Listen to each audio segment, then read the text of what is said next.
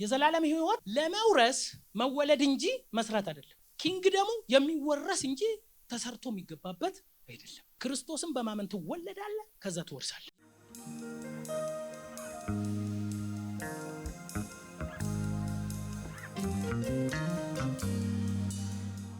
ባለፈው ስንማር ማቴዎስ 19 ነው አይደል እየተማርን ያለነው። በተቻለ መጠን ከ16 ጀምሮ እያያያዝኩላችሁ ነው። 16 17 ኢየሱስ የሰው ልጅ ማን ይሉታል ካለ በኋላ ሕያው የእግዚአብሔር ልጅ የሚለውን ያረጋገጠበት 17 ላይ ነው። ግን የሚገርማችሁ ነገር እዛው ተራራ ላይ 16 ላይ ስለ ሞቱ አውርቷል። እሞታለሁ ምናምን ሲለው ጴጥሮስ ምን አለው? አይሁንብህ አለው። ከዛ ሂዳን ሰይጣን የሰውን እንጂ የእግዚአብሔርን አታቅም ተብሎ ምዕራፍ 16 17 ላይ ደግሞ ኤልያስና ሙሴ ተራራው ላይ ተገለጡ። ሙሴና ኤልያስ ስለምንድን ነው የሚያወሩት? ስለ ሞቱ ኢየሩሳሌም ሄዶ ስለ ሞቱ ያወሩ ነበረ። ከዛ እንደገና ዘለልንና 17 21 ላይ ራሱ ኢየሱስ አፍ አውጥቶ እንደሚሞት ነገራቸው። አዘኑ ይላል። አልተናገሩም፣ አይሁንብህ አላሉም። ግን ምን አረጉ? አዘኑ። እንደገና 20 17 አሁን 19 ላይ 19ን ዘለናል። 20 17 ላይ ዛሬ የምንገባበት ክፍል ላይ 20 17 ኢየሱስ ወደ ኢየሩሳሌም ሊወጣ ሳለ በመንገድ 12ቱን ደቀ መዛሙርት ብቻቸውን ወደ እርሱ አቅርቦ እነሆ ወደ ኢየሩሳሌም እንውጣ፣ የሰው ልጅም ለካህናት አለቆችና ጻፎች ይሰጣል፣ የሞት ፍርድ ይፈርዱበታል፣ ሊዘብቱበት፣ ሊገርፉትም፣ ሊሰቅሉትም ለአሕዛብ አሳልፈው ይሰጡታል፣ በሶስተኛው ቀን ይነሳል። ኢየሱስም ወደ ኢየሩሳሌም ሊወጣ ሳለ በመንገድ 12ቱ ደቀ መዛሙርት ብቻቸውን ወደ እርሱ አቅርቦ እነሆ ወደ ኢየሩሳሌም እንወጣለን፣ የሰው ልጅም የሚገርመኝ ለማን ነው ይሰጣል ያለው? ለካህናት። ካህናት እኮ የቤቱ አገልጋይ ናቸው፣ የቃሉ አገልጋዮች ናቸው፣ ስለ መሲሁ የሚሰብኩ ናቸው። ታልፎ የሚሰጠው ለማን ነው? ለቤቱ ሰዎች፣ ለካህናት። በጣም ይደንቀኛል። ለካህናት፣ እሺ፣ ለጻፎች፣ ህጉን ለሚያረቁ። ተመልከቱ፣ ራሳቸው መንፈሳዊ ስራ የሚሰሩት ናቸው። ከዛስ የሰው ልጅም ለካህናት ላለቆች ይሰጣልና የሞት ፍርድ ይፈረድበታል፣ ሊዘብቱበትም ሊገርፉትም። ሊዘብቱበት ብቻ ነው። ከዛስ ቀጥሎ ሊገርፉትም። የሚገርም ነው። የዓለም ጌታ ሊገርፉት፣ ከዛ ሊሰቅሉት፣ ከዛ ለአሕዛብ አሳልፈው ይሰጡ። ለአሕዛብ ማለት እነ ጲላጦስ ስቀለው እንትበለው አሉና ሮማዊ ነው ለማይመለከተው ለአሕዛብ አሳልፈው ይሰጡታል።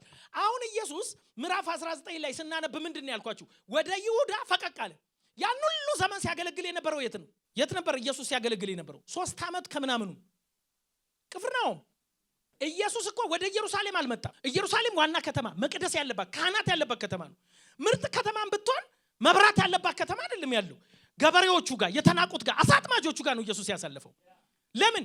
የአሕዛብ ገሊላ አያችሁ፣ የአሕዛብ ናቸው እነዚህ ብለው አይሁዳውያኖቹ የሚንቋቸው ናቸው ገሊላዎቹ። ኢየሱስ ግን ወደ ተናቀው ሀገር ሄደ። ታስታውሳላችሁ? ምዕራፍ 4 ሳስተምር ምን አልኩ? ኢየሱስ ለወደቀ ሰው ብቻ ሳይሆን ለወደቀ ከተማ መጥቷል። አይደለም? ቤተልሔም ታናሽ የተባለች ከሷ ተወለደ። ናዝሬት የዱርዬ ከተማ እሷ ውስጥ አደገ። በገሊላ ቅፍርናሆም ደግሞ አሕዛብ የተባሉ እዛ መካከላቸው ኖረና አገለገለ። አያችሁ? ኢየሱስ ለሰው ብቻ አይደለም ለከተማ ነው የመጣው። የጨለመባቸውን አበራላቸው። እንደውም ካስታወሳችሁ ምዕራፍ 4 ወደ መጨረሻው አካባቢ ሳስተምር የራሔል ስንተኛ ልጅ ነው? ንፍታሌም፣ ዛብሎን ዲፕረስድ የሆኑ ለምን? የሊያ 10ኛ ልጅ የተጠላችው ሴት ለምን? በጨለማ ሚስት የሆነች አያችሁ። ቀን ራሔል በቬሎ አገባች፣ እሷ ግን በውስጥ ልብስ ሚስት ሆነች። ቬሎ ማታቅ ግን በውስጥ ልብስ የገባች ሴት ነች። እሷ በጨለማ ስለገባች ልጆቿ ራሱ ያንን ዲፕሬሽን ሲቀበሉ ኖረው ዛብሎን በጨለማ ነበር ይላል መጽሐፍ ቅዱስ። ግን ኢየሱስ አገልግሎቱን ሲጀምር ከዛብሎን ጀመረ።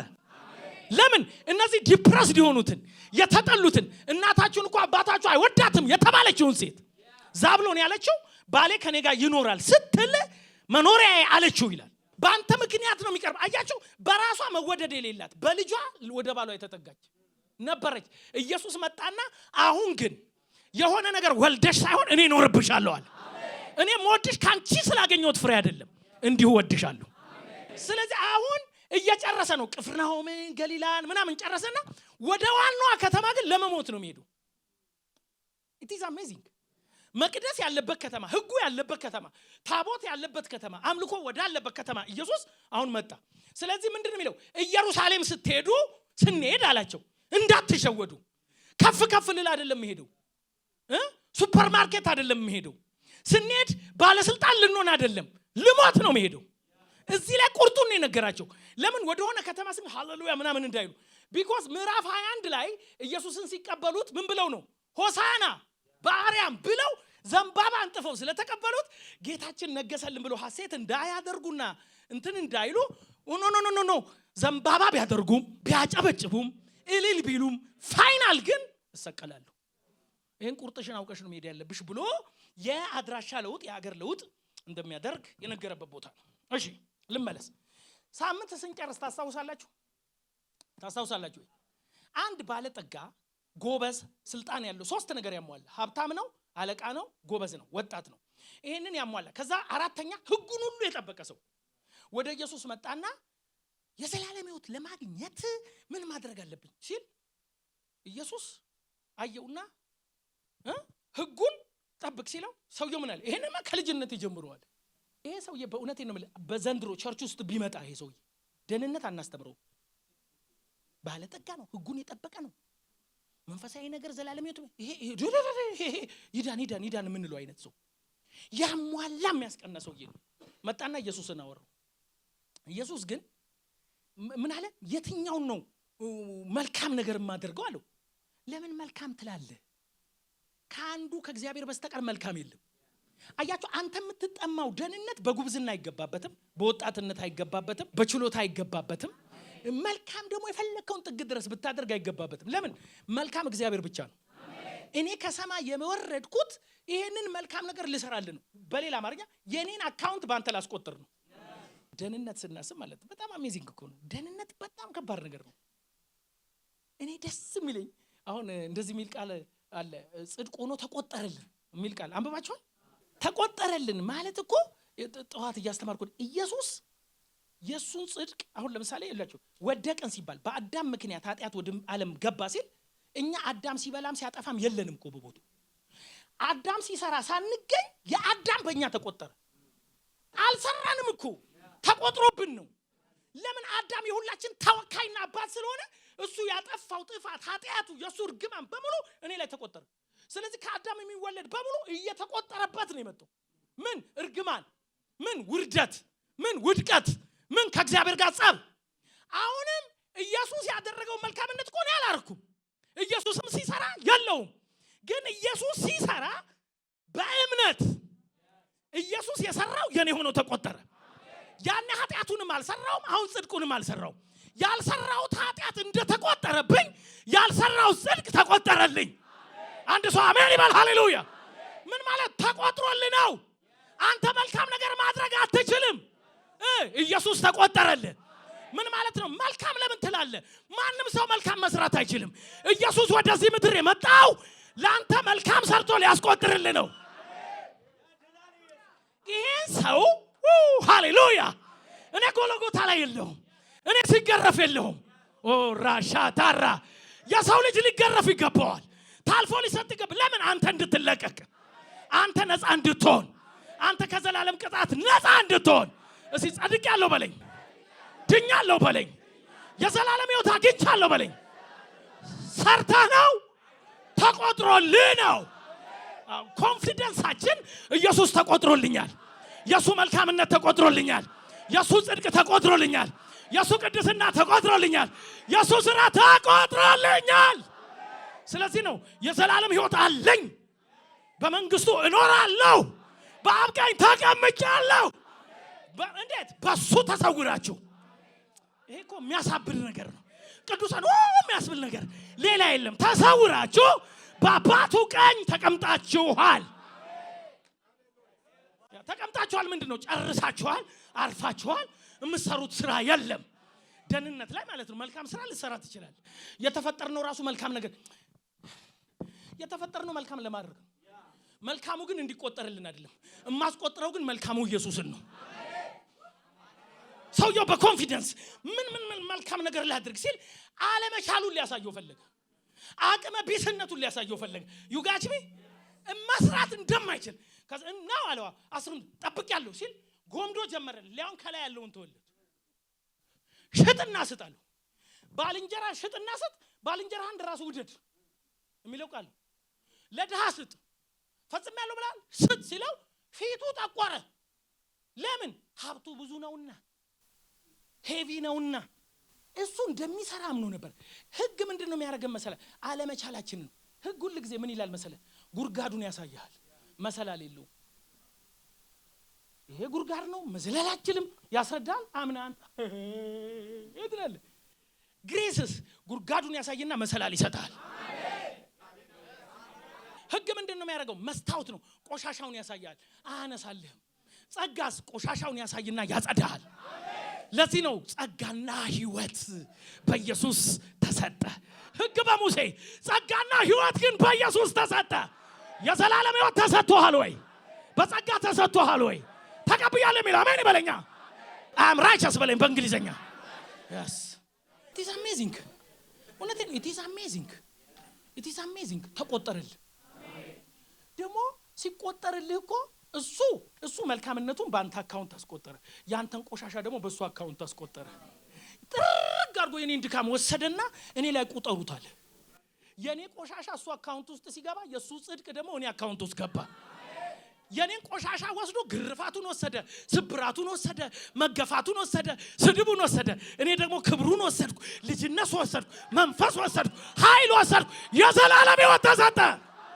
ወይኔ አሜን ብትለኝ የዘላለም ህይወት ተቀብላችኋል ለዚህ ነው ማንም ይልና በክርስቶስ ማንም ኦሮሞ ትግሬ ሀደረ በርበሬ የለም ማንም በክርስቶስ አዲስ ፍጥረት ሆኗል ይልና አሮጌው አልፏል አሮጌውን ማን ወሰደው ኢየሱስ አዲሱን እንዴት ወሰድክ በኢየሱስ ዛትስ ይሄ ከገባ ክርስትና ይጣፍጣል አንተ የጸደክ ሰው ነህ ብትሞት የዘላለም ህይወት አለ ገሃነም ድል ፋንታችሁ አይደለም ስማችሁ በህይወት መዝገብ ተመዝግቧል እንዴት መልካምነቱ ተቆጥሮ ጽድቁ ተቆጥሮ ስራው ተቆጥሮ ደግነቱ መልካምነቱ ተቆጥሮ ስለዚህ አንተ እንደው መልካም የምትሰራው አንተ እንደው ቸርነት አትችልም ስለማችል ነው የመጣሁት ፊቱ ተቆርና ተመለሰ ከዛ ኢየሱስም አያችሁ ለባለ ጸጋ ወደ እግዚአብሔር መንግስት መግባት በጣም ከባድ ነው ሲል ሰውየው በዛ ጋር ይሄድ ጴጥሮስ ታዲያ ማን ሊድን ይችላል ለሰው ማይቻል ደህንነት የሰው ችሎታ ሳይሆን የእግዚአብሔር ችሎታ ነው የዘላለም ህይወት የሰው ችሎታ አይደለም የኃይሉ ችሎታ ነው እንደው በእናታችሁ ይሄን ቀን አትልመዱት ግድ የላችሁ ጮኻችሁ አሜን ብላችሁ ውሰዱ እግዚአብሔር በስራ ላይ ስለሆነ የሆነ ሰው የዘላለም ህይወት አይኑ በራ ይሄ ደስታ ገባበት ሃሌሉያ እኔ እኮ ስለ ህይወት ሳወራ በጣም ደስ ይለኛል እግዚአብሔር ምስክሬ በኋላ ነግራችኋለሁ እግዚአብሔር ይችላል ፓስተር ሄኖክ እንዴት ይጸድቃል አይሆንም በሰው አይን ለሰው ማይቻል ለእግዚአብሔር ይቻላል ሃሌሉያ ከዛ ጴጥሮስ ተንቀለቀለ እግዚአብሔር ይባርከው ሁሌ እንደተንቀለቀለ ነው ጴጥሮስ ለጌታው ያለ ሰውየው ፊቱ ጠቁሮ ሲሄድ አይቶ እኛ ሁሉን ተተን ተከተልን አሳ ማአት ሰተኛል ነበር ታውቁት እኮ ሰርዲን ቤት መክፈት እየቻልኩ ታውቁት ማቴዎስ ነው ታወቁ ቀራጭነቱን አላየም ካዝና ቆልፎ አልተከተለም ተከትሏል እኛ ሁላችን እኮ ነን ሁሉን ተተን ተከተልን ምን እናገኛለን ምንድነው ስማኝ በዚህ ምድር 100 እጥፍ ነው አሜን 100 እጥፍ ነው አሜን 100 እጥፍ ማለት ምን ማለት ነው የቃሉን ሰምተው እንዲህ የሚያደርጉ በመልካም መሬት ለምን 100 እጥፍ አፈሩ አይደል የሚለው በሌላ አማርኛ ሙሉ በሙሉ እርክት ያለ ላይፍ አሜን አስደሳች ህይወት የእንትኑ ብዛት አይደለም 100 እጥፍ ማለት በቃ ፉልፊል ያረገ 50 ብር ይዘ ኢንጆይ ያረክበት የምትኖረው እንዲህ ምሳሌ ላይ ምንድነው የሚለው እግዚአብሔር ከሌለበት ጮማ እግዚአብሔር ያለበት ጎመን ይበልጣል አይነት አንተ ጋር እግዚአብሔር የሚባል ይደመርልሃል የሆነ ሰው ህልውና ይደመርበታል ክብር ቤት ይገባል ጥቂት ነው ግን ደስታ ብዙ ነው ጥቂት ነው ያለ ኃይል ግን ብዙ ነው 100 እጥፍ ነው አንተ ጉዳይ ቁጥሩን አትቁጠር። የኔ ትንሽ ነው 1.9 ና እግዚአብሔር ካንቺ ጋር ተደመረ። እርካታ ነው አንቺ ቤት ያለው። ሐሴት ነው አንቺ ቤት ያለው። መዝሙር ነው አንቺ ቤት ያለው። ቅኔ ነው አንቺ ቤት ያለው። በእግዚአብሔር መሳቅ ነው አንቺ ቤት ያለው። ሐዘን የለም። ዓለም የምትቸገርበት አለ፣ ግን አንቺ ሳታቂው። እሺ 100 እጥፍ ነው ያንተ ነገር። እንዴት ነው 100 እጥፍ? ረክተህ ነው የምትኖረው። ቆይ ከዚህ ፊት ሳስተምር ተናግሬለሁ። ጠጣችሁ አረካችሁ። 100 እጥፍ ማለት እርካታውን ማግኘት እንጂ ውሃውን ማግኘት አይደለም። እየጠጣ ማይረካ ሰዋል፣ እየነዳ ማይረካ ገብቷል። እየነዳ የእግረኛ ስሜት ያለው የለም አለ። you are blessed። ምን አንተ ደግሞ ትተመታል አይደለም? 100 እጥፍ ባርካል። ትረካለህ። በቃ ትንሽ ነው የሀብታም ስሜት ይሰማሃል። የባለጠጋ አካሄድ ትሄዳል። ምንድን ያለ ትባላል። እኔም የተውከው እናት ሊሆን ይችላል። 100 እናት የእናት እርካታ ራሱ እግዚአብሔር። ወዳጆቼ አሁን ለምሳሌ ባዘናችሁበት መጽናናት እኮ ያጽናናችኋል አይደለም? ያ እግዚአብሔር። እኔ እኮ የአባት ምትክ መሆን አልችልም ወገኖቼ። እግዚአብሔር አባታችን ነው ይችላል። እግዚአብሔር ግን ሲመጣ ያጣውን አባት ይወክልና እዚህ ውስጥ ሙልት ያደርገዋል። ያ ክፍት ቦታ አይኖራቸውም። ከዛ እቺን ግን ነግሮ አልተዋቸውም። ነገር ግን አለ 100 እጥፍ አለና ምን አለ? ከዛ ነገር ግን ሲዘጋት ብዙዎች ፊተኞች ኋለኞች፣ ኋለኞች ደግሞ ፊተኞች ይሆናሉ። እቺን ለፒተር ማስጠንቀቂያ። ነገር ግን ፊት ነኝ የምትሉ፣ አንደኛ ነኝ የምትሉ ዴንጀረስ ነገር ልንገራችሁ። ፊተኛ ኋለኛ ሊሆን ይችላል እና ቴኬር። እቺኑ ጥቅስ ውሰዷትና 16 ላይ ነው። አሁን ወደ 20 እየገባው ነው። 20 16 አሁን 19 ሲዘጋ ምን ብሎ ነው የዘጋው?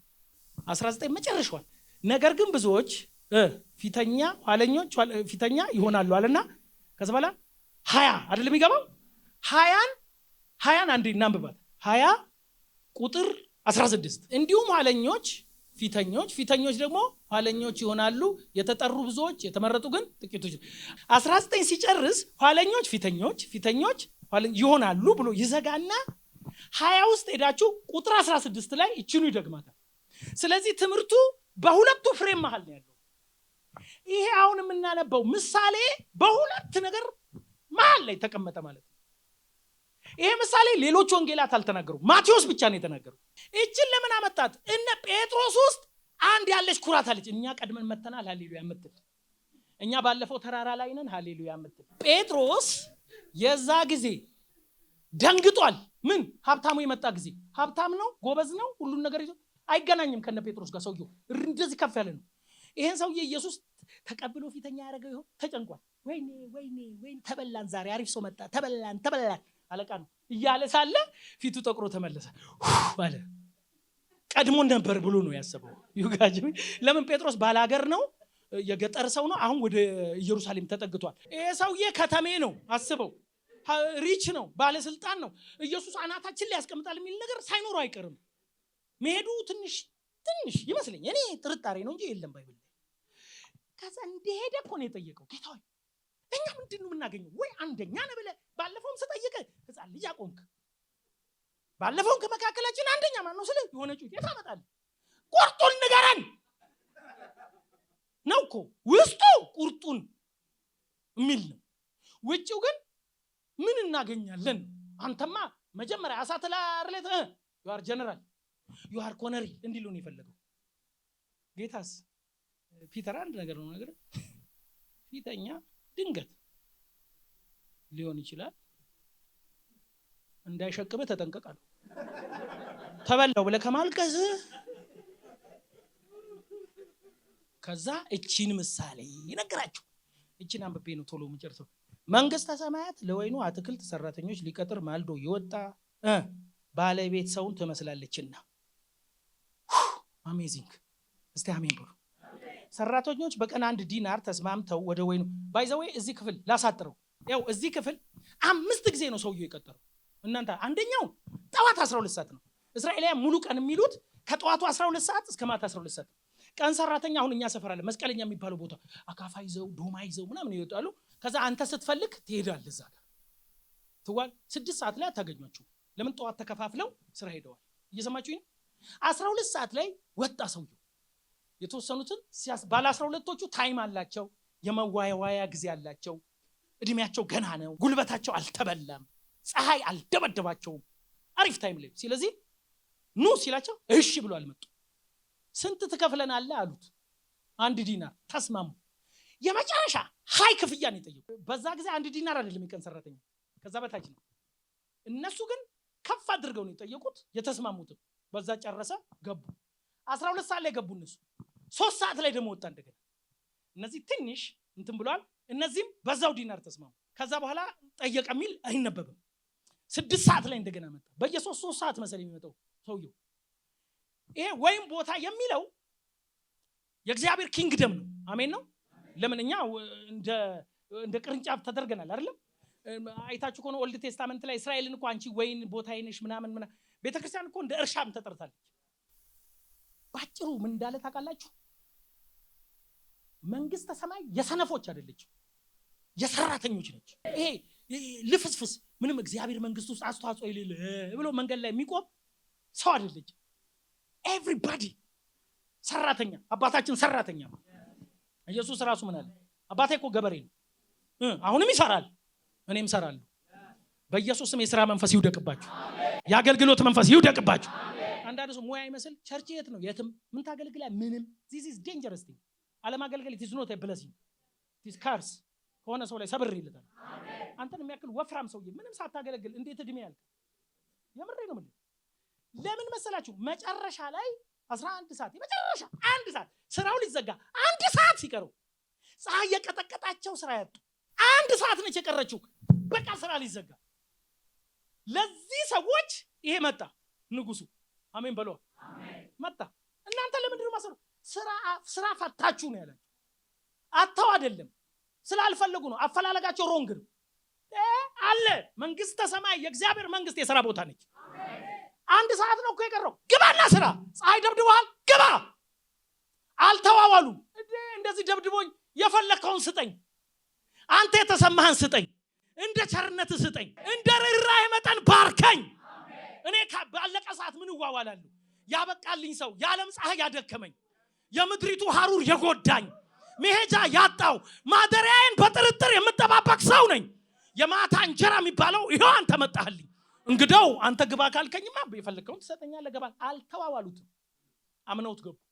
ይኸውላችሁ ምን እንደሚል ታውቃላችሁ መጽሐፍ ቅዱስ? አንተ ቤት የሚሰራውን የቀን ሰራተኛ ደሞዙን እንዳታሳድርበት ይላል። ለምን እንዳታሳድርበት ያለው? እግዚአብሔር ይቆጣሃል። ሆይ ማደሪያ የለውም ይሄ ሰውዬ፣ ከእጅ ወደ አፍ ነው። እንዳትቀልድ በቀን ሰራተኛ። እሱን ነው ተስፋ የሚያደርገው። እነዚህ ሰዎች ደግሞ ሐሩሩ ደብድቧቸው፣ አቧራው አጠናግሯቸው 11 ሰዓት በቃ ጨለመ። ዛሬ ጦሜ ላድር ነው፣ በረንዳ ላድር ነው እያሉ ባለ ሰዓት ግቡ አላቸው። ከዛ ገቡና አለቃውን የሚገርመኝ 12 ሰዓት ስራው ተዘጋ። ፕሬዝ ጋድ። ስራው ሲዘጋ ጠራው። ሂድና ለእያንዳንዱ፣ ይሄ ታማኝ ከፋይ ነው።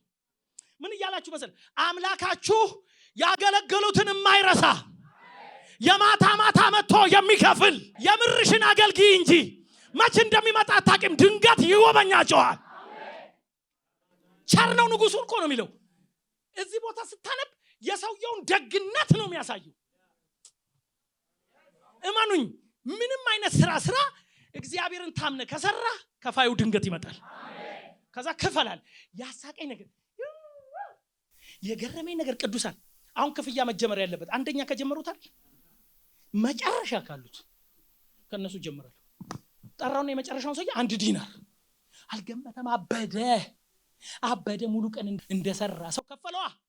ፀሐይ የደበደበውን ሰው፣ አቅም ያነሰውን ሰው፣ ያልተዋዋለውን ሰው፣ እንዲያደርጋለሁ እንድታደርግልኛለህ ያላለውን ሰው፣ እኔ ዘመድ ወዳጅ የለኝም ደክሞኛል ያለውን ሰው፣ ማደሪያውን የፈራውን ሰው ከፈለው ሙሉ ክፍያ። ያ ሰው እኔ ነኝ ማታ ማታ የገባው። ያ ሰው እኔ ነኝ ሊዘጋ ሲል የመጣው እኔ ነኝ የሚል አሜን ይበለኛ። የማታ ማታ ተቀብሎ አገልጋይ ያደረገኝ እኔ ነኝ። ከዛስ ገቡ። ሲከፍል አልተበሳጩም። የመጀመሪያዎቹ ለምንድን ነው ያልተበሳጩት? እርግጠኛ የሆኑት ከነሱ የተሻለ እንደሚከፍላቸው። ማታ ለገባ 1 ዲናር ከሰጠማ የኔ 300 ዲናር ነው ሊል ይችላል ሲል ለነሱ ያቺን 1 ዲናር ሰጣቸው። ነቀሉ። ምን እያላችሁ መሰለህ? እግዚአብሔር ቤት ውስጥ በቀደም አይደለም፣ ዛሬ የመጣውን ሰው ከፈለገ ቀብቶ ብድግ ሊያደርገው ይችላል። ብትበሳጭ ግን ስትንጨረጨር ትኖራለህ። በሱ ቸርነት ላይ ነው አከፋፈል። እንደዚህ እኮ ነው የሚያደርገው እግዚአብሔር። ብድግ ያደርግና አንዱን እንትን ከዛ ትጨሳለህ። እንዴ ትላንት አርዴ ጌታን ተቀብሎ በአንድ ቸርቹ እንደዚህ እንላለን እኮ እኛ። ግራና ቀኙን የማያውቅ ሰው ድንገት የሆነ ነገር ይወድቅበታል። ከዛ አትንጨርጨር ነው የሚለው። ባደረገው ክፍያ ተደሰት፣ አለበለዚያ ቆሽት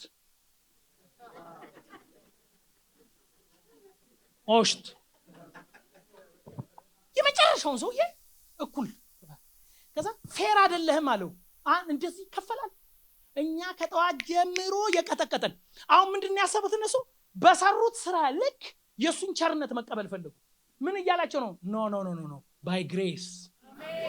የምታስቆጥረው ነገር ካለ እንደ ሰውየው መልካም ነገርን ቁጠርልኝ ካልከኝ ኖ፣ የሚከፈል መልካም ነገር የለም። እኔ ግን በጸጋ እንደ ምሕረቴና እንደ ቸርነቴ ባለጠግነቴን ባንተ ላይ አሳያለሁ። ስለዚህ ላልተዋው አንተ ግን አጉድዬ ልብሃለሁ። ተዋውላ አይደለም መጣው አንድ ዲነር ስጠኝ፣ አንድ ዲነር። ስለዚህ ከኔ ጋር መዋዋላ አዋጣ። ምንድነው የሚያዋጣው? ቸርነ ብለህ መምጣት ብቻ፣ አምነህ መምጣት ብቻ፣ ትባርካለህ ብለህ መምጣት ብቻ፣ ታድናለህ ብለህ መምጣት ብቻ።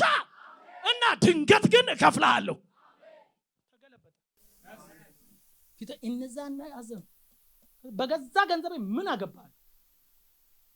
አጉድያለሁ አላጎደልኩ። በቃ አንድ ሰዓት ለሰሩት ግን እንደዚህ ከሆነ ሶስት ነገር ከዚህ የምናገኘው 3 ወይ 4 ነገር ቶሎ ልንገራችሁ። የመጀመሪያው ከላይ አይታችሁታል። ሰውየው ሀብታሙ ምንድነው ያለው? የዘላለም ሕይወት እንዲወርስ ነው ያለው አይደለም? ለመውረስ መወለድ እንጂ መስራት አይደለም። ኪንግደሙ የሚወረስ እንጂ ተሰርቶ የሚገባበት አይደለም። ክርስቶስን በማመን ትወለዳለህ፣ ከዛ ትወርሳለህ። ሁለተኛው ለመስራት እንዳታስብ፣ መልካም ነገር ሰርቼ እግዚአብሔር ሆናለሁ ምናምን ብለህ እንዳታስብ። አትስራ እያለህ አይደለም፣ እሱን አስቆጥራለሁ ብለህ። እንደውም ከሉቃስ 15 ጋር ይመሳሰላል። ይሄ ሰውዬ ምን እኔ ቤት ውስጥ ሆኜ መልካም ሳደርግ ይሄን ሳደርግ ወንበዴ ሆኖ ለመጣው ነው ምን አገባህ? ሁልጊዜ ዴንጀረስ ጋይ ሰይጣን አይደለም፣ ቤት ውስጥ የቀረው ሰውዬ። አንዳንድ ሰው ብርቅ ሲል ይበሳጫል። ታላቅ ወንድሞች ባካችሁ ምን እያለ ነው? በቀደመ አይደለም ክፍያው፣ መቅደም ዋስትና አይደለም። ምንድነው ዋስትናው? ዝም ብለህ ቸርነቱ ላይ መተኛት። ሁለተኛው በእግዚአብሔር መንግስት ውስጥ ስራ አጥ የለም፣ ስራ ፈት ነው። ስራ ፈታችሁ ነው ያለው። ፈታ አትቁ። ሚስት ፈታ የሚባለው ሚስትየው የለችም ማለት አይደለም። እያለች ምን አረገ? ፈታ። ያላገባና የፈታ ይለያያል። ስለዚህ ስራ ፈታ ነው የሚለው። ዩጋችሚ ስራው አለ፣ እንደ ሚስት ትዳሩን ቀዶ ፈቶታል። ስለዚህ ከስራው ጋር ተገናኝ። ፈቶና አትቁም። ወይኑ ማሳ ውስጥ ስራ አለ። የኪንግ ደግሞ ስራ አለው። የምናገኘው ትምህርት አሜን። ሌላው በቸርነቱ ተደገፍ። እግዚአብሔር ከፋይ ነው ብለህ ተማመን፣ እሱ ላይ ተኛ። አሜን ነው ወይ? አራተኛ ከዚህ የምንማረው ነገር ሌሎች ካንተ የተሻለ መልካም ሲደረግላቸው አትቅና። ኪንግደም ውስጥ አትቅና። ባለቤቱ ነው ያደረገው። ሌሎች ከኋላ መጥተው ድንገት ሲባረኩ፣ ግሬስ ሲወድቅባቸው፣ እግዚአብሔር ከፍ ሲያደርግ አትናደድ። ቸሩ ነው ያደረገው። ዝም ብለህ አንተ አዋቂ ነህ እኔንም ባርከኝ በል፣ ጨርስ። የመጨረሻው ስምምነት አቁም። እኔ 10% በዚህ ሰጥ፣ አንተ በዚህ ጋር ባርከኝ። እኔ እንትን ሰጥቻለሁ፣ አንተ ደግሞ ልቀቅብኝ። እሱ የሆነ ቀን ያቀያይማል። ለምን እንዳደረከው መጠን ሄደ ስትል ዝም ይልሃል። ይኸው ዘላለሜን እያገለገልክ ተዋውለሻል ሲስተር። ብዙ ሰው ያኮረፈው ተዋውሎ ስለጀመረ ይኸው ጌታን አገለግላለሁ ከተወለድኩ ጸልያለሁ ምንም የለም ውል ነው። ሰጠህም አልሰጠህም ሰዎቹን ቢያድነንም ባድነንም ይመለካል። እሱ አዳና አላዳነ ኢየሱስ ጌታ ነው። ሰው ነው የስ ያለው አንድ ለሳ አሜን። ባረከ አልባረከ፣ ሞላ አልሞላ። ብዙ አኩራፊ ሰው ጠጋ ብለህ ጠይቅ። ፓስተርዬ እኔማ ነው ታማኝ ከልጅነቴ ጀምሮ እንደ ሰው ይላል። ከልጅነቴ ጀምሮ ፋዘር ቄስ ነው፣ ማዘር ዲያቆን ነች፣ የጌታ ራት የምታዘጋጅ ነች።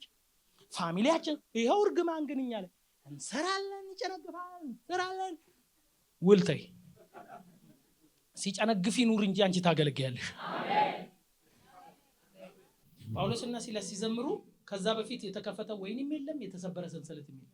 አሁን እኛ ስንዘምር ወገኖቼ ሰንሰለቱ የረገፈው ሲዘምሩ ነው እንላለን። ስለዘመሩና ስለተሰበረ አይደለም። ሂሳብ ተሳስቦ አይደለም ያመለኩት። ስዘምር ይሰበራል። ይሄ ቆንጆ ነው እኮ ስዘምር ይሰበራል። እመኑ፣ ምንም ክፉ የለም። ግን ባይሰበርስ ምን ታመጫለሽ? በቃ ባያድነንም የሚል አቋም ውስጣችሁ ይግባ። ባይከፍለኝም፣ ባይሾመኝም፣ ባይሸልመኝም፣ ባይፈውሰኝም አገልግሎት አይቋረጥም።